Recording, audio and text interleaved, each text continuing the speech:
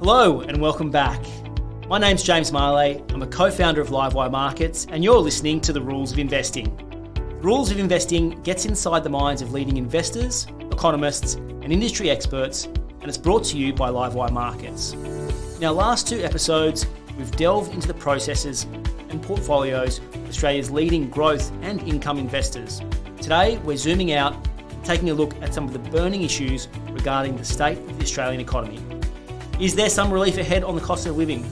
What are the implications of Australia's growing population on housing affordability? And should we be concerned about China's spluttering growth engine?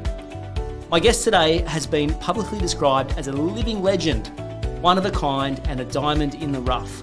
Dr. Shane Oliver, Chief Economist at AMP, recently celebrated 40 years of tenure, and the public show of appreciation for the work he has done to educate Australians on all matters of the economy was nothing short of spectacular.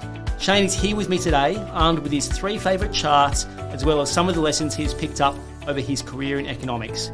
Now, if you're an Apple Podcast or Spotify's user, don't forget to subscribe to the podcast so that you don't miss an episode. Or if you're a Livewire subscriber, hit the follow button at the bottom of the wire to be notified when new episodes are available.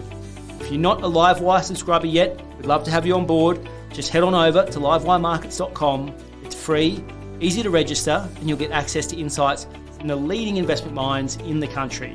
Now with that, let's get on with the show. Shane, welcome. Economists usually get lambasted for making wrong predictions, but the outpouring of support and appreciation for your decades of work was quite incredible. It must have been quite humbling.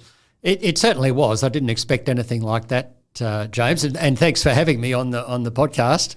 Yeah, I mean, 40 years sort of creeps up on you. As they say, the days go slowly, but the years go fast, and suddenly you find you're there. But that messages I got was just amazing. And the effort my colleagues, including Diana Messina, went to put together a video and a night to celebrate it, I thought was just amazing. So I was overwhelmed, and it just made me think how lucky I was to work in such a great industry and work with such great people.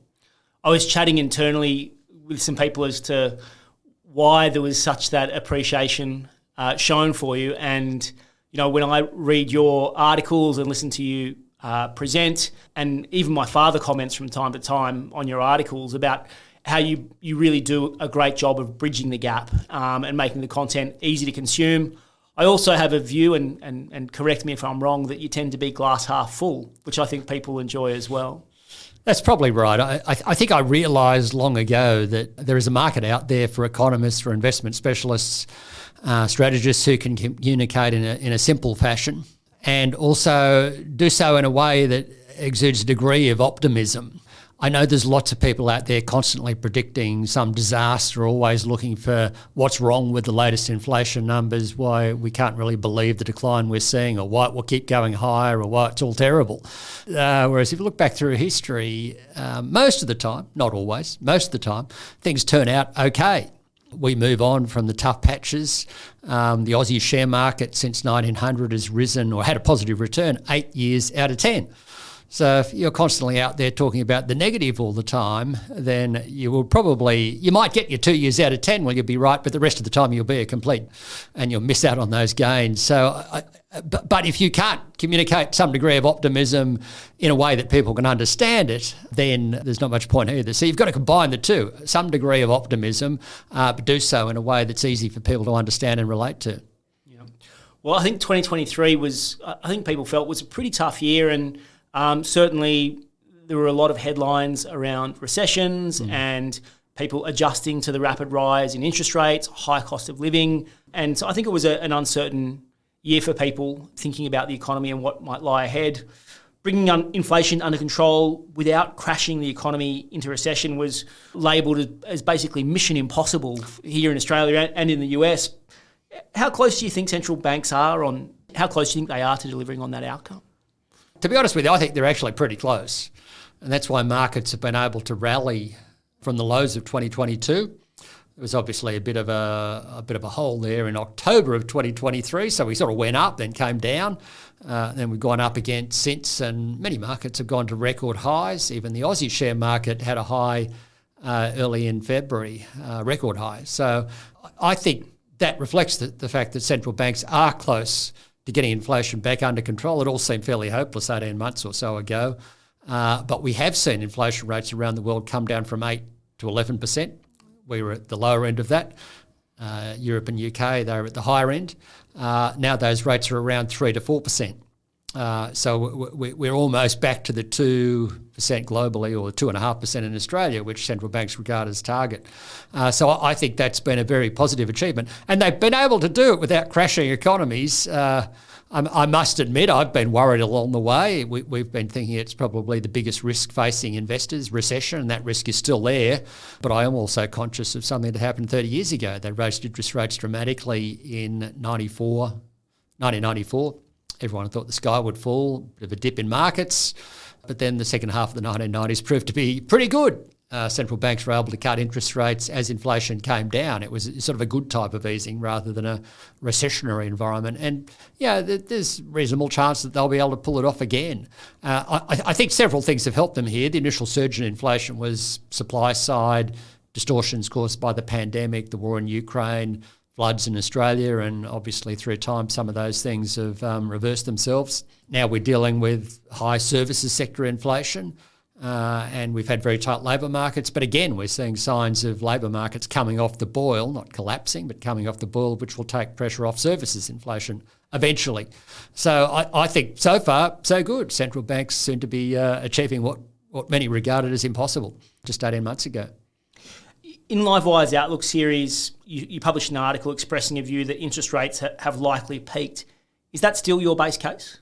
Our base case is that interest rates have likely peaked. It's interesting to note that the debate in Europe and the US is now completely balanced. It's in many cases, when do they start cutting rates? And they're saying, well, it's too early just yet.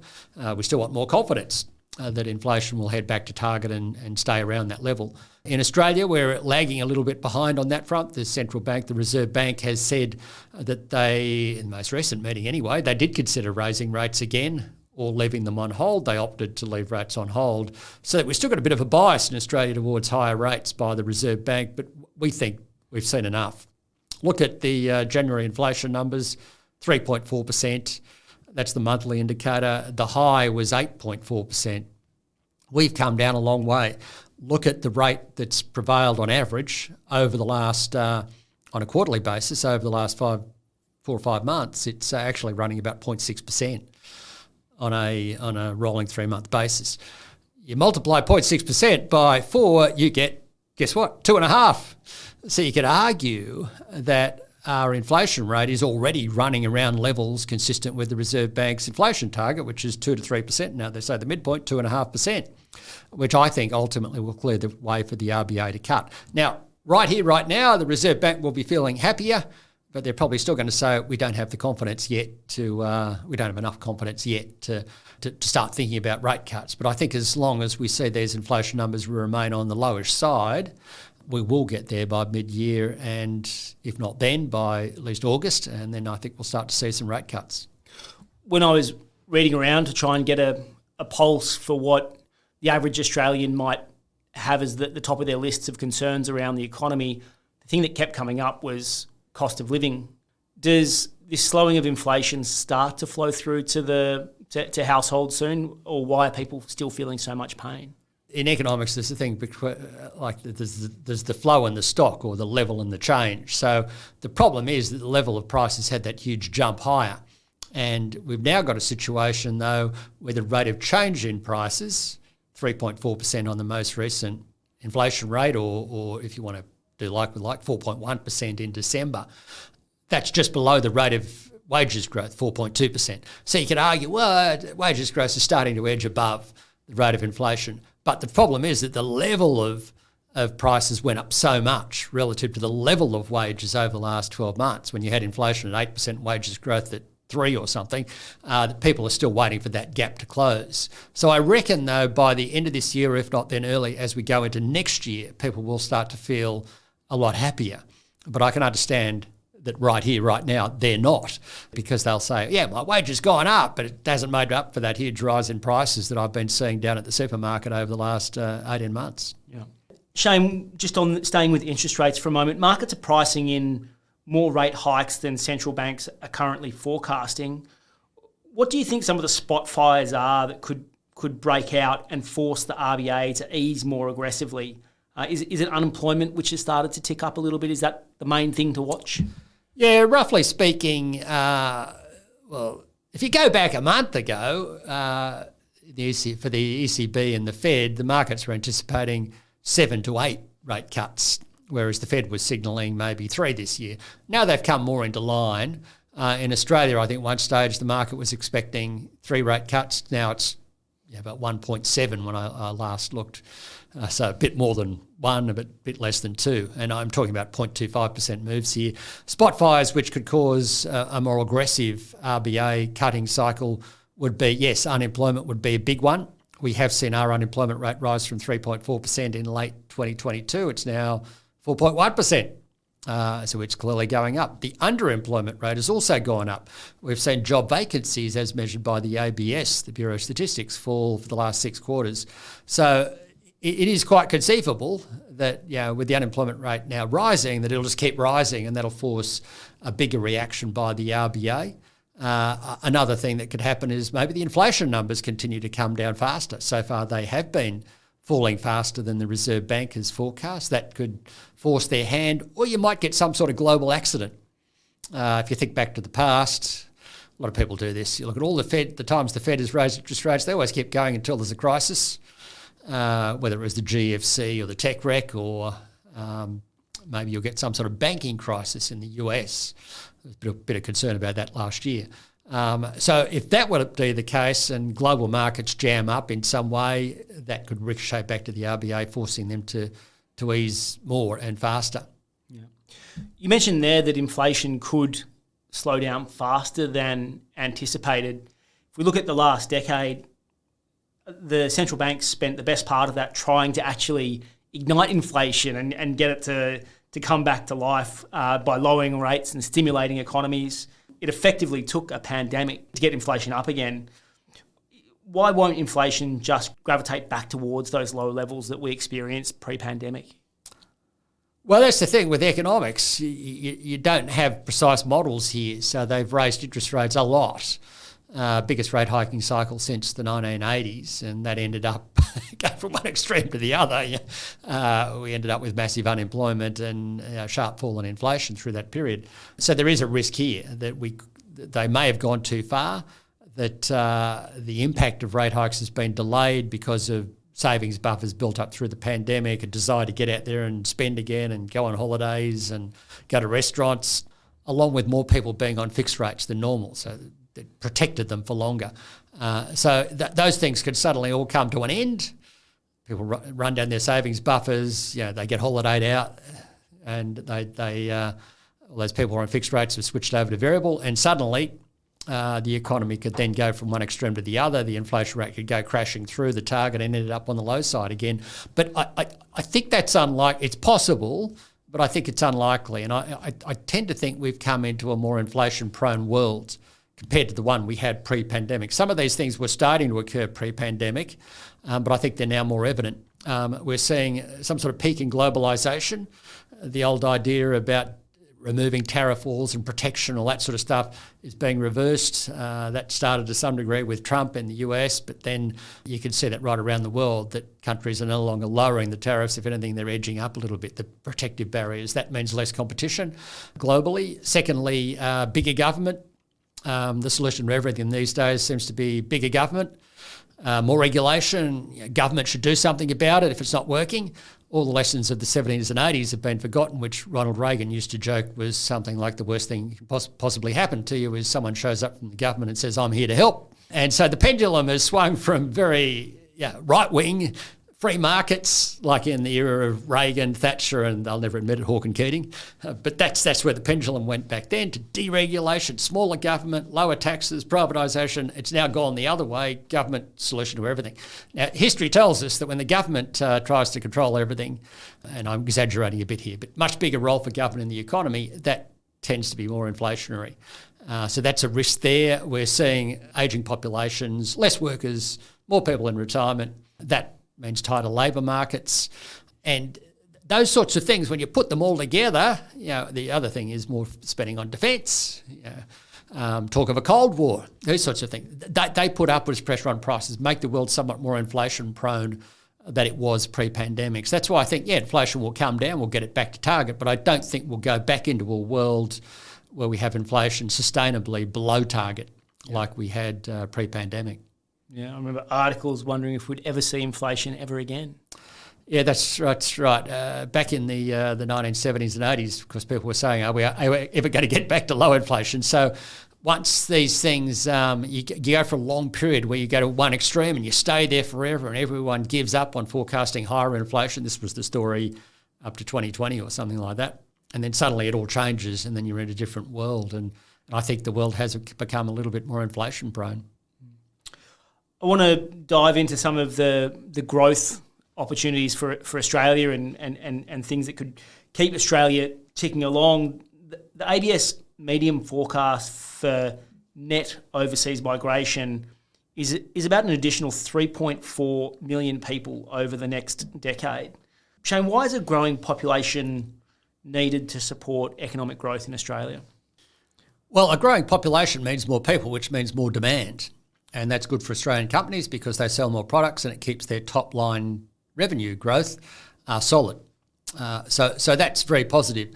The other aspect is that growing population means people coming in from different cultures and that results in a more dynamic economy. If I go to my local suburb and see all the restaurants there, it's a long way from where it was, say, 50 years ago when it was all very white.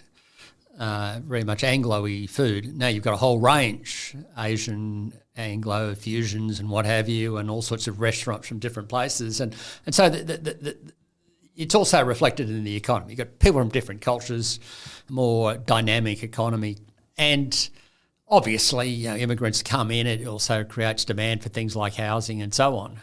It also meets supply shortfalls. The aged care sector probably wouldn't survive if we didn't have immigrants coming in doing the stuff that Australians typically don't want to do. So I think by and large you have to conclude that immigration has been very positive for Australia, and a danger in the current debate is that we go from one extreme to the other. We've had this reopening boost. Immigration levels went through the roof. They probably few too many all at once. Probably wasn't desirable because it's just accentuated a housing shortfall. But by the same token, we don't want to cut it back to levels which will actually damage our long-term growth potential in Australia. The other aspect to mention is if you go to other countries around the world, they have ageing populations, in many cases falling populations. Even China's population is now falling. When that happens, you've got to spend a lot more time looking after aged care. A lot more of your population has to be devoted to that. But if you can grow your population, it means an ongoing source of revenue for companies and the government, which helps fund the fact that you are getting older Australians come through. So it eases some of the pressures that flow from an ageing demographic. And so the situation Australia faces, because of high immigration levels, is far less dire than it is in big chunks of Europe, Japan and even China as their populations fall. So it's all about getting the balance right as far as I'm concerned. With the housing affordability, I mentioned just the pressures households were feeling on cost of living. The other big topic is housing affordability. Does this 3.4 million additional people, is that not going to just put increasing pressure on already expensive housing stock? Well, it will if we don't build enough homes. So we have to be able to build the homes. And I think I am happy in the sense that the government has now an objective to build 1.2 million homes over the next 5 years. And state governments seem to have signed up to that and they have to deliver to that. That's the sort of thing we need. Obviously, you can't build 240,000 standalone homes every year, houses. A lot of the big chunk of that has to be units and social housing and affordable housing. So as long as they can do that, then it will be manageable. That said, I do think immigration levels over the last 12 months, when we got to 520,000, that was probably too much. You've got to cut back to a more sustainable level. But I think if we can cut back to a more sustainable level, which government's talking about cutting it back to 240,000, which was the average level prior to the pandemic. I'd probably say 200,000. If you get it back to those sorts of levels, which I think the ABS is assuming on a longer term basis, even though it's 3.2 million, it sounds like a lot. But if you spread it out year after year and you get your act together in terms of building the homes, making it easier for our developers, don't waste so much time delaying approvals, encouraging more Australians to live beyond our capital cities. You do all those sorts of things, then I think it is manageable. Mm-hmm. And we should be able to deal with the housing affordability crisis at the same time. Yeah. The other part I talk about on the Australian growth front is, we obviously benefit from this proximity to China. It's been a boon for many parts of our economy, an amazing knock-on effect from our mining companies. There are signs that China's growth engine is starting to splutter a bit. Is this something that you think we should be concerned about? Yes and no. Yes, we have something like 35% of our exports going to China, and so we are somewhat dependent on China. And it has certainly helped us over the last 2 decades. And a rapid decline in Chinese growth, or real recession in China, or a breakdown in trade relations between Australia and China in the short term, if it occurred overnight, that would be a big problem for Australia. But I have a feeling that what will happen here is what we've seen happen in the past. We used to have a huge relationship with the UK, trade relationship with the UK. That shifted, then it was the US, then it was Japan, now it's China. Coming up beneath that has been strong growth in exports to places like Korea and India and so on. And we did see a hit in Australian exports to China through the pandemic. All those issues we got into in relation with China, and bans on things like lobster and wine and coal and copra, all this sort of stuff. And the share of Australian exports going to China fell 10 percentage points. But we found other markets for it. Most Australians wouldn't have even noticed it. But my take on it is that, if China gradually slows down, then we will gradually move on to other markets. And those markets are already evident. They're in other parts of Asia, India in particular.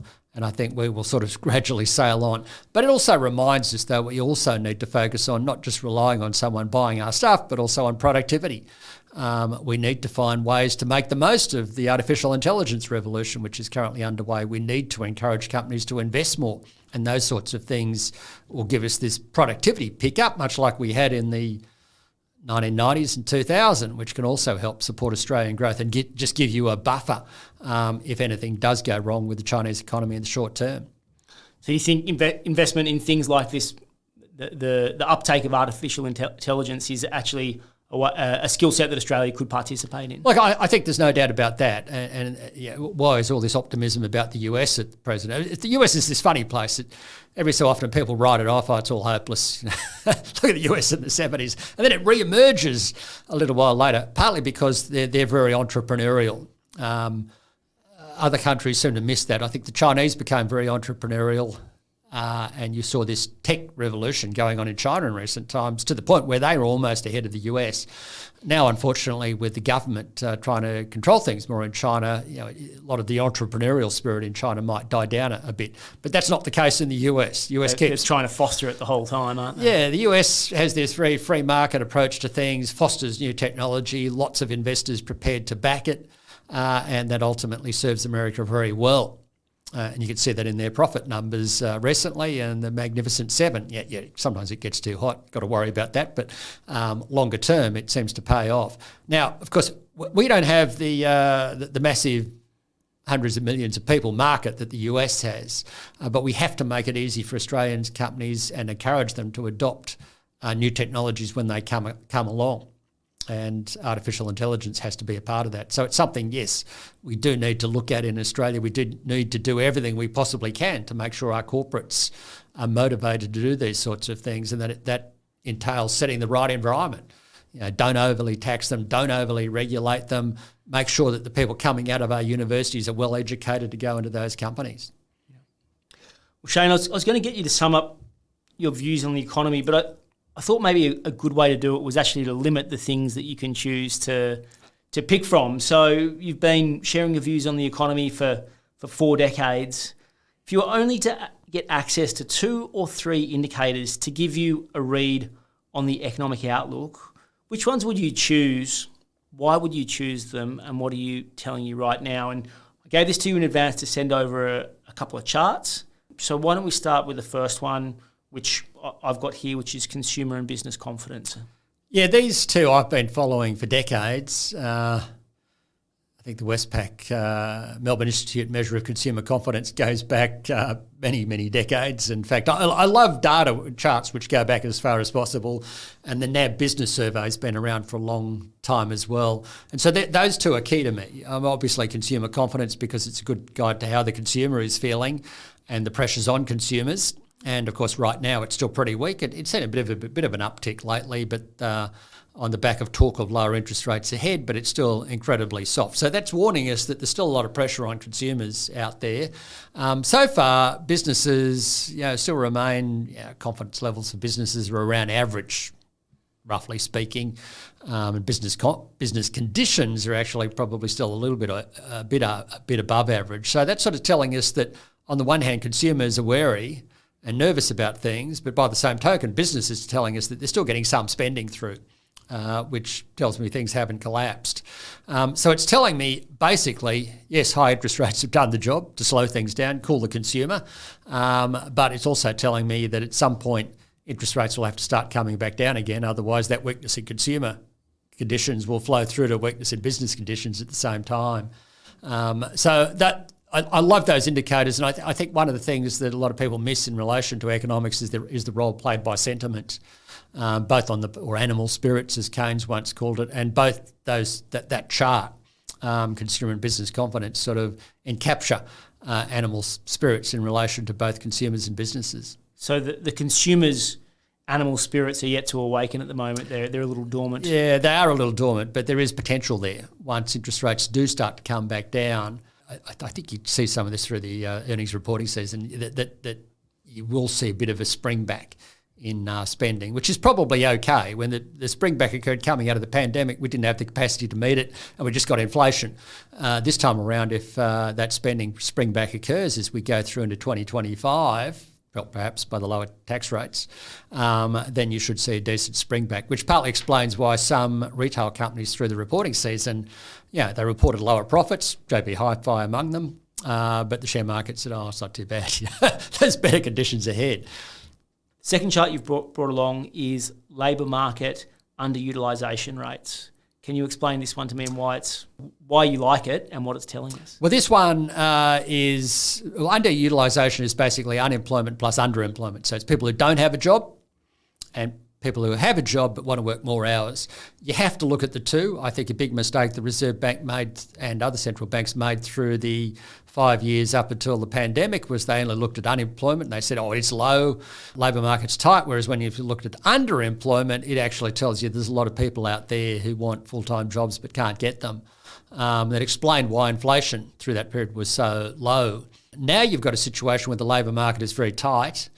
Us economists sometimes err to the dismal and say, well, it has to go up a little bit higher. We need to see somewhat higher unemployment and somewhat higher underemployment because the labour markets perhaps have been a bit too tight, and that risks higher wages growth causing ongoing sticky inflation. But the good news is from these charts, if you want to call it that, is that the trend is going up slightly. So the labour markets are cooling, which ultimately means that wages growth is not going to get out of control. We're not going to have a wage price spiral. We're not going back to the 1970s or anything like that. Final one, shares versus bonds and cash over the time. Not really an economic indicator, but a chart that I have seen you roll out a few times. Yeah, and I'll continue to roll that out. I think as an economist who works in investment markets, the rubber has to hit the road somewhere, and obviously it hits the road in relation to investing. This chart, which shows the value of, say, $1 invested in 1900, if you reinvest that money in, you get bank interest, you reinvest it in the bank account, you get coupon payments on your bonds, reinvested in bonds, and you get dividends on shares, reinvest them. So it shows the accumulated return, total return. And what it shows is that the return out of shares swamps, I think it's something like around 12% or so return per annum since 1900 out of shares versus bonds 6-7%, cash 4.5%. So, and it shows it in level terms, the accumulated value. Now, of course, I know we don't have 120 years to live, but what it shows in exaggerated form is just that the magic of compound interest is just so overwhelming over time. Those returns will build on top of returns through time, and that should be the dominant motivator to invest. That once you get access to that compound interest in a growth asset, whether it's shares, and I would include property here as well, I think you've got to have a mix of the two, then you can really grow your wealth over time. That's the main thing, the main objective of all investors. Now, of course, you're going to have setbacks, and they will all feel very gloomy, whether it's the 1970s when the Brady Bunch got canned, my favourite TV show, and I just had to settle for reruns of Marsha and the rest of the Brady Bunch. Other things happened as well, of course. That period, the Aussie share market fell 59% into 1974 when the Brady Bunch was canned. Lots of other ones as well, the 87 crash, GFC, 1930s, World War II, blah, blah, blah. All those things happened, but for someone who stood the course or took advantage of those dips, they did fantastically well. No one, I love this quote, no one has become rich by investing in bank deposits. You don't do that. So bottom line in all of this is just a reminder, you have to make the most. As an investor, the key is to make the most of the magic of compound interest. Don Stammer, who is an economist who was around when I started my career, drilled this into me. But the other aspect, of course, which is something Don Stammer would also say, is don't get blown off by the cycle. Always allow, there's going to be swings up and down.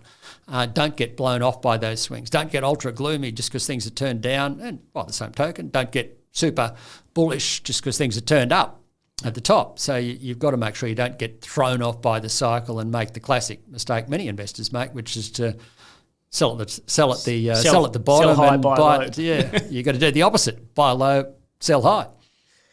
Shane, I just want to pick up on a point you mentioned earlier. You talked about some relief from the stage 3 tax cuts that could come through. Could you just explain what your take on the impact of those tax cuts will be, and what sort of benefit you think just the general population will feel from that? Yeah, like the tax cuts. Like the original plan was a high income earner, someone earning over 180,000 would get something like 9,000 a year. That's been halved roughly, but there's more skew down towards low and middle income earners, which, I mean, you can get into all sorts of debates about this philosophically, because it was a stage 3 of a 3-phase tax cuts, which of the first 2 were aimed mainly at low and middle income earners. This one was for higher income earners. So it sort of messed up that framework. But by the same token, you will get some boost to the economy by giving more in the way of relief to low and middle income earners who tend to spend more of their income. So it will inject money into the economy. I don't think it's enough to cause a huge surge in inflation, and by and large the Reserve Bank and Treasury in Canberra should have already allowed for it, because the stage 3 tax cuts aren't new. They've been around for a while. It's just been the mix of them has been changed a bit. So I think it will provide a bit of confidence for households from the middle of the year, along with lower interest rates, and that will help improve the growth outlook as we go into 2025. But it's probably not something enough that I don't think it's enough to derail prospects for rate cuts. The other thing is to note that these are tax cuts. They're not the same as the Lamington or the low and middle income tax offset, where you've got a $1,000 tax refund, all other things being equal. Once you fill in your tax return, these will be spread out over time. And so the impact will be spread right through the financial year and then going forward, rather than all occurring in one big hit. Not quite the helicopter money. No, it's not a helicopter drop where you get a big check in the mail. Yeah. You'll just see a modest improvement in your take-home pay. Yeah. All right, Shane, well, we might get on into the 3 regular questions that we ask our guests each episode. As I've been doing the last few shows, I've been keeping them pretty consistent, but tweaking 1 or 2 for our guests just to zone in on their area of expertise. But we might start with a regular one. Can you start by sharing a story from a big win or a big loss? What happened and what did you learn? Well, a big loss for me was investing in tech stocks in 2000. I got hyped up by all the excitement that was around at that point in time. And the company I work for happened to be launching a tech fund, as many Australian fund managers did. In 2000, what could go wrong? Yeah, what could go wrong? Of course, they started working on these things 2 or 3 years before, but by the time they got around to actually launching them, it takes a while to get these funds to market in Australia. I think it was launched in the week that NASDAQ peaked, NASDAQ being the main focus at that point in time. A lot of hype around, a lot of it turned out to be justified. Look at the sort of technology we're using today. They were the sort of things that we dreamt about back in 1999. mobile phones, smartphones rather, tablets, Zoom, Teams, all this sort of stuff that everyone's getting huge benefit from these days.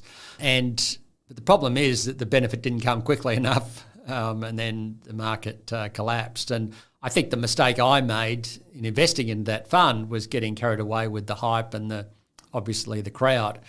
And so it just reminded me of the importance of not jumping in when everyone was exuberant, be sceptical of the crowd. I might have concluded, having looked at what happened to the Nifty 50 in 1972, they then collapsed in 1973-74. Nifty 50 was the Avons and Polaroids and 3M, and a lot of them still around, McDonald's, Gillette, a lot of them still around, but some of them aren't, or they're just shadows of their former self, Xerox and so on. But if you had held on to that group of the top 50, the Nifty 50, held on to it for 20 years into the 1990s, you would have actually got your money back. And so you could have argued the same thing with tech. But the problem is that the fund managers closed them down, and that's what happened to me here. I get my money back, or what was left of it. NASDAQ went from 5,000 to 1,000 or something like that. 80% fall. It's similar. 20 cents back. Yeah, you get 20 cents back. And if I had a view, well, I'm just going to leave it in here, and I reckon I'll end up like the Nifty 50. But they closed it, and I was given the 20 cents back. So not such a good experience. So you've got to be sceptical of those sorts of things. If you are going to invest for the long term and buying at the top, you've got to make sure that the vehicle you invest in is not going to be closed on you halfway through and closed to the point when you've got a loss there. But I think the key lesson from all of that for me was to avoid getting sucked in by the crowd. Avoid the hype. Shane, what do you think investors are overlooking or have wrong about markets or the economy right now? It's a harder one. Sometimes you can look at them and say, look at investors and what markets are doing and say that they're dead wrong here. At the moment, I struggle to answer that question.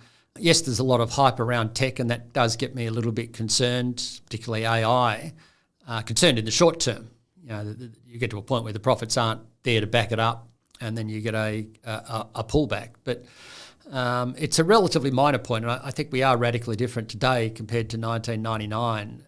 You look at the PE on NASDAQ, back then it was 100 plus. .coms were infinity. Whereas you look at PE today on NASDAQ, it's 30 times. Forward PE is about 30 times. Biggest stock that everyone might say is in a bubble, and NVIDIA, its profits went up 400% or something. So this is not the .coms. This is real stuff actually happening. So that is a question I've struggled with. I don't think markets are getting over it. If you'd asked me this question a few months ago, I probably would have said markets are getting a bit ahead of themselves in terms of pricing in central bank rate cuts. But I can't say that now because those rate cuts have now been wound back to levels that you regard as more reasonable. Within range. So maybe neutral at the moment. Maybe it's neutral. I struggle to sort of to see hype or excess anywhere. Yeah, hyper. Some people say, it's inevitable, it's going to be a recession. But I lived through 94, 95, massive rise in interest rates. Everyone's talking about a recession. And then we come out the other side and the sun comes out. Central banks have gone too far, but it didn't crash economies. And we sort of sailed on and they cut interest rates. And then we had the second half of the 1990s, which was fantastic for investors. Yeah, a few bumps along the way, LTCM, emerging markets and so on, but it could turn out that way this time around again, even though sitting here right now we are feeling fairly nervous about things. It's interesting. I mean, people spent a lot of time talking about the mortgage cliff that was the fixed rate mortgage cliff that was coming, and I'm sure some people are definitely finding it hard out there, but it's a little bit like I don't know if you recall Y2K, like the world was going to end when things ticked over in 2000. Same with the mortgage cliff. People have adjusted their behaviour ahead of time. That's right. And there was enough other people to keep things going along the way. I mean, there's still worries about it, but it certainly didn't turn out to be anywhere near as bad as had been feared. And it could turn out the same this time around. There is a history of monetary tightening leading to accidents and then recessions, but there also are a few episodes where they've raised interest rates and then had the so-called soft landing, and the mid-1990s was an example of that. Mission impossible. That's right. Perhaps it is. Well, Shane, we're going to give you the opportunity to run the Australian economy for a day, given the outpouring of support that you received on social media from cracking through 40 years of service. So you've earned the right to have a policy decision. So if you could make one change to policy around the Australian economy right now, what would that be and why would you make it? Well, given that I'm running things for a day, I'd rejig the whole tax system. Talk me through it. Well, it's quite simple. We in Australia have this massive reliance on income tax, not enough on indirect tax. The problem with that is that it acts as a distortionary impact on the economy. A GST, a sales tax, is neutral. If you levy that sales tax of 10% on all items, it doesn't change people's spending decisions because they're all taxed at the same amount. Whereas an income tax dramatically distorts people's decisions to work or companies' decisions to invest. If you're at the high end and you lose half your income in tax, you say, I'm going to retire or I'm going to relocate to Singapore, as I know colleagues have done, where I only pay 30 cents in the dollar. Or if you're at the lower end, you might be on welfare, unemployment benefits, and suddenly you find you lose them because you've got to pay this, you go beyond a certain level, you've got to pay more tax. Go beyond, 18,000, you pay going to be 16% tax. So I would do what the IMF and the OECD have been telling us to do for years now. I would raise the GST to 15%. I would levy it on all items, including health and education, because at the moment it excludes a whole bunch of things and it's actually applying to a diminishing part of the economy. So I'd raise the GST to 15% on all items. I would then push out the tax-free threshold, probably well into the 20s. I don't know what the number would be, but it gets pushed out, and I'd lower all the tax scales and push out all the thresholds, and I'd put the top marginal tax rate probably at, follow pork eating, 39 cents in the dollar. And hopefully that GST revenue would also pay or enable another change, which is to help the states eliminate stamp duty on residential property. So I would undertake a fundamental review of our tax system. More weight on the GST, less on income tax.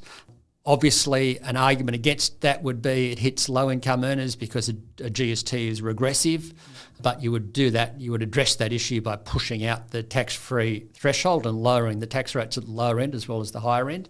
And I would compensate those on welfare and fixed incomes for those on welfare. The additional hit of the raised GST. The GST rise. So if you get a one-off rise, which would be, we did the same thing in 2000, so you're putting GST on health and education, so you've got a bit of an impact there and a 5% here. So on average it's about 7%. You'd give them 7% of their income as a government compensation, one-off government compensation.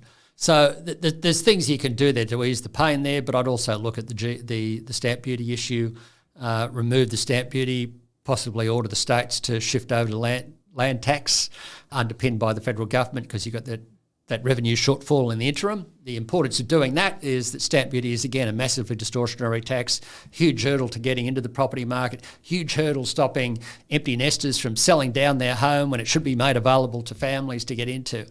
So we really need to undertake that reform. And I'd look at some of the tax concessions. To be honest with you, I would not tax franking credits. It's Paul Keating's best reform. Fantastic thing for Australia. Should never be changed. No way should we go back to the double taxation of corporate profits.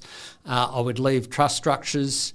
I would leave the superannuation concessions. There may be an argument to cap the number of properties you can negatively gear. You hear about 15 properties. It's probably a bit too excessive, but basically I'd leave it unchanged.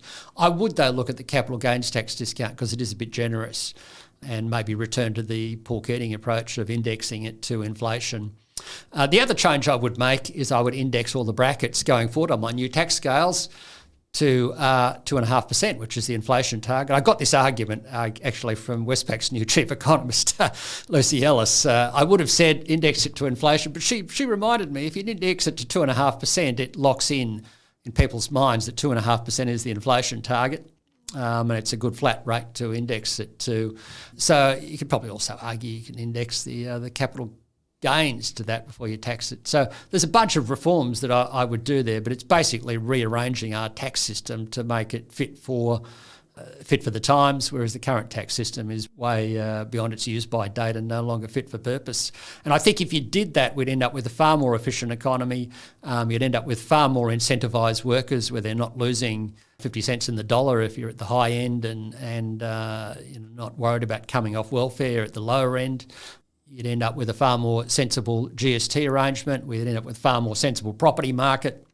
I think there'd be huge benefits from that, and it's a reform that could give us a big chunk of the productivity boost that we really need at this point in time, where our productivity performance has waned, and we need to get that back if we want to see our living standards grow. Well, Shane, I think that's a great point, and some interesting thoughts to leave people with. So I'm going to thank you very much for coming on the Rules of Investing today. Send my own personal congratulations for your 40 years of tenure, and thank you for all the time to you and Deanna that you've invested in sharing your insights with the Livewire audience and the listeners on this podcast today. Thanks, James, and thanks for having me, and certainly thanks for having us on Livewire over all these years. I think we've been, I've been coming along, and Deanna more recently coming along since Livewire's inception. It's great to see that it's doing so well. For all those folks that have been listening, I hope you enjoyed that episode. As I mentioned, Shane has been a great sharer of information on economics for 4 decades now. If you are enjoying the Rules of Investing, I'd love you to subscribe to the podcast so you can stay up to date with all the episodes that we've got planned for the year ahead.